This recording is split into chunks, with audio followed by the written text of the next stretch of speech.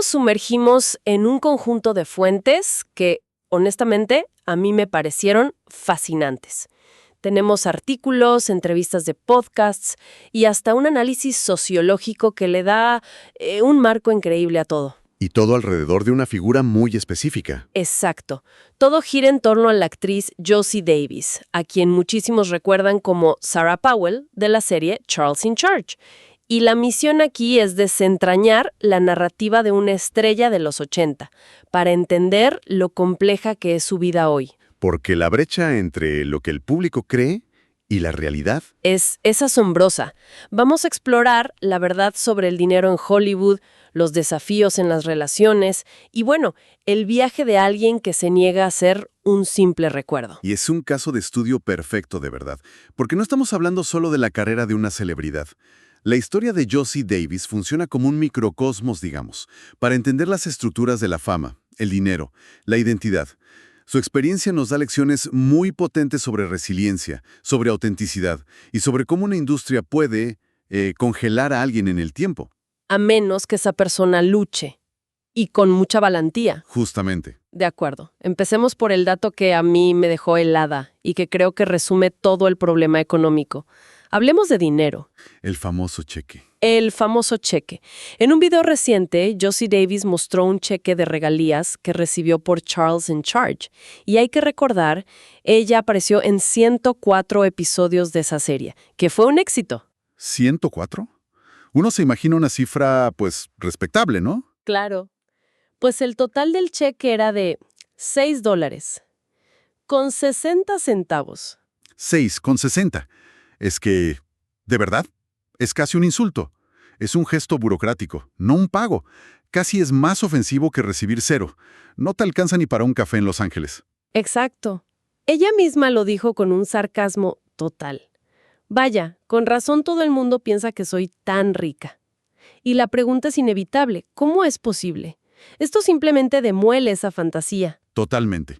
de que las estrellas de series antiguas viven cómodas de las regalías por el resto de sus vidas. Y lo clave aquí, fíjate, es que este no es un caso aislado. Para nada. Es la punta del iceberg de un problema sistémico. Otros actores como Sean Gunn de Gilmore Girls han contado historias muy parecidas sobre pagos irrisorios de las plataformas de streaming. ¿Y cuál es la causa? Pues que los contratos que se firmaron en los 80 estaban diseñados para un mundo que ya no existe. El de las repeticiones en televisión por cable. No podían prever un modelo de distribución digital, el streaming. O sea, las cláusulas no contemplaban Netflix, ni HBO Max, ni nada de eso. Exacto. Entonces, las regalías se diluyen a través de fórmulas de pago súper complejas y anticuadas hasta que se vuelven, pues, simbólicas.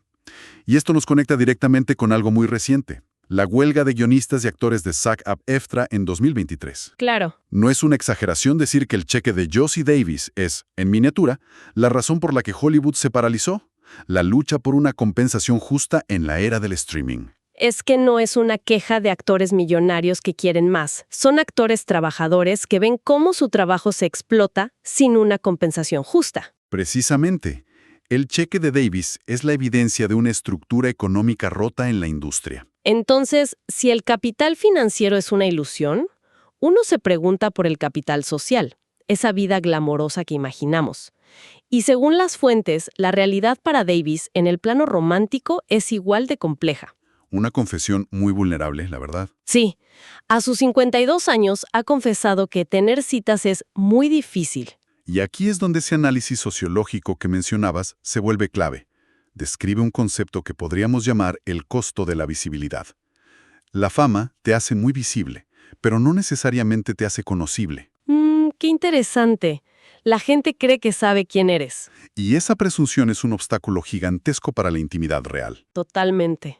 Ella cuenta que los hombres a menudo le han dicho que es intimidante y quirky. Incluso probó Raya, la famosa aplicación de citas exclusiva para gente de la industria. ¿Y cómo le fue? Pues muy frustrante. Dijo que sentía que nadie siquiera lo intentaba y que el éxito de esa app parecía reservado para los superfamosos o modelos. La terminó borrando. Y eso ilustra a la perfección otro concepto, la jerarquía de la fama. No toda la fama es igual. Incluso dentro de esos círculos de élite hay una estratificación brutal. O sea, hay niveles. Niveles. El capital de celebridad no es estático. La fama de Davis, ligada a una serie de los 80s, tiene una tasa de cambio diferente en un ecosistema como Raya, que está dominado por la fama actual. La moneda de los millones de seguidores en Instagram y los blockbusters. Justo. Es un mercado social muy, muy competitivo. Y la palabra intimidante me parece tan reveladora. ¿Qué significa realmente en este contexto? Es una etiqueta cargadísima. A menudo se le aplica a mujeres que son exitosas, independientes, que no se disculpan por ser quienes son. Y en el caso de Davis, esto se vuelve todavía más complejo porque se combina con su pasado como estrella infantil. Claro, la gente tiene en la cabeza a la niña de la tele. Pero se encuentra con una mujer adulta, seria, con una personalidad fuerte. Esa disonancia, para algunos, puede ser difícil de procesar. ¡Qué paradoja! Y para entender de dónde viene esa mujer que algunos llaman intimidante, creo que tenemos que volver a la niña que la hizo famosa. Su papel icónico fue Sarah Powell en Charles in Charge, la hija del medio, la tranquila y estudiosa. El arquetipo de la niña buena, un papel que, por un lado, la hizo famosa, pero por otro, la encasilló de una manera muy profunda. Se convirtió en una especie de jaula profesional dorada. La sombra de Sarah Powell era larguísima. Y después de la serie, le costó muchísimo que la vieran de otra manera. La gente esperaba que fuera esa niña tranquila en la vida real. Que para un actor, esa es una sentencia de muerte profesional. Totalmente. Y aquí es donde su historia da un giro espectacular. En lugar de resignarse, tomó una de las decisiones más valientes de su carrera. Se propuso reinventarse desde los cimientos. Decidió buscar la formación actoral más rigurosa que pudo encontrar. Su meta, entrar al prestigioso Actors Studio. Que para quien no lo sepa, es como el Harvard de la actuación de método en Estados Unidos. Y no es nada fácil entrar. Nada fácil.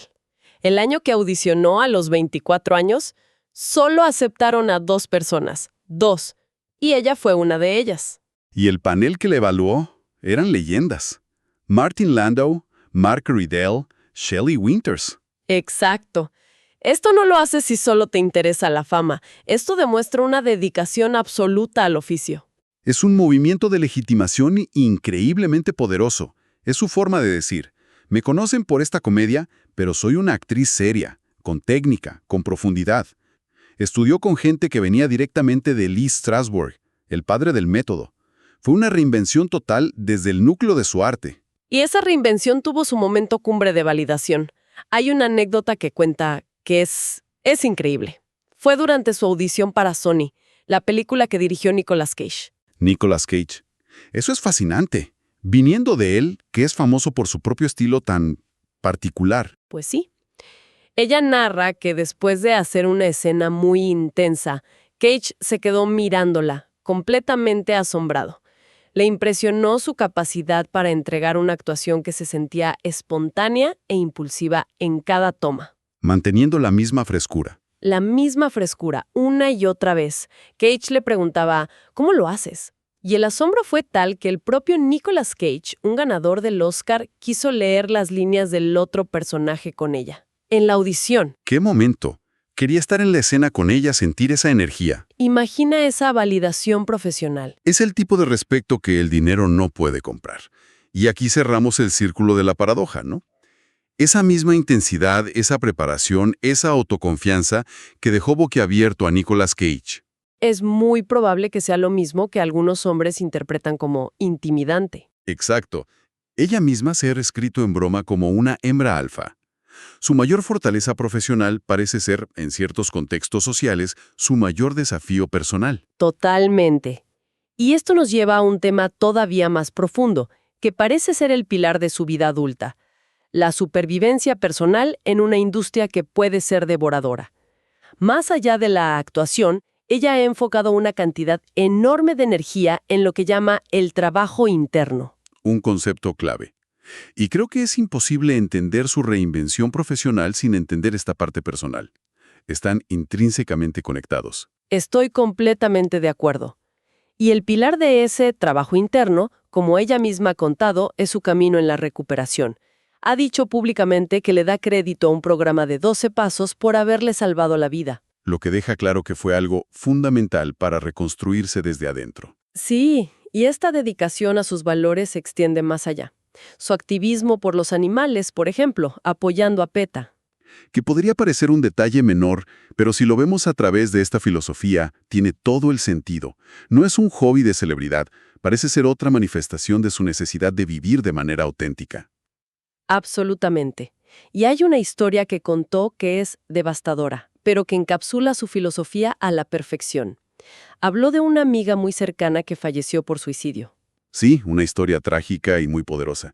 Davis la cuenta con mucho cuidado y relaciona esa pérdida con la obsesión de su amiga por la apariencia exterior. Cirugías estéticas, compras compulsivas, lujos. Según Davis, todo era una forma de anestesiar un dolor interno muy profundo que no quería o no podía enfrentar. La fachada era impecable, pero por dentro se estaba desmoronando. Y el mensaje central que Davis extrae de esa experiencia es que la autenticidad y la salud emocional son lo único que realmente importa. El trabajo interno no es opcional, es una cuestión de supervivencia, especialmente en Hollywood. Vemos este concepto reflejado en todo lo que hace ahora. Su propio podcast, Success Road, es una plataforma donde ella controla su narrativa. Ahí puede ser auténtica, explorar las historias de superación de otros y compartir sin filtros las lecciones dolorosas, como ella las llama. Y está claro que ya no es la niña callada de la televisión. Hay una anécdota final que me encanta. Cuenta que estaba en el gimnasio y un hombre, tratando de hacerse el importante, le hizo un comentario para corregir su forma. Ah, el clásico mansplaining de gimnasio. Exacto. Y la antigua Josie Davis quizás se habría encogido, pero su respuesta fue inmediata y contundente. Lo miró y le dijo: no me corrijas, sé lo que estás tratando de hacer y no funciona conmigo. ¡Wow! Y una chica de 20 años que estaba al lado se le acercó después, impresionada, y le dijo: quiero ser como tú cuando sea grande. Esa anécdota es la síntesis perfecta de su transformación. La Josie Davis de hoy, franca, dueña de su historia, es el resultado de ese largo proceso de reinvención. Ha logrado integrar todas sus facetas: la estrella infantil, la actriz de método, la superviviente. Ya no hay disonancia. Son la misma mujer. La misma mujer que puso a ese tipo en su lugar. Entonces, si tuviéramos que destilar las ideas clave de este análisis, primero, el glamour de la fama de antaño es, en muchos casos, una ilusión, tanto económica como socialmente. Segundo, que la reinvención no es un accidente. Es un acto deliberado, difícil y de mucho trabajo. Y tercero, y quizás lo más importante, que la verdadera supervivencia en un mundo obsesionado con la imagen depende casi por completo de esa base interna sólida, de ese trabajo interno. Exacto. Y para quien nos escucha, creo que lo más fascinante de estas fuentes es que nos presentan el viaje de alguien que se negó a quedar congelada en el tiempo por un papel. Su historia nos lleva a una pregunta inevitable, ya lejos de Hollywood.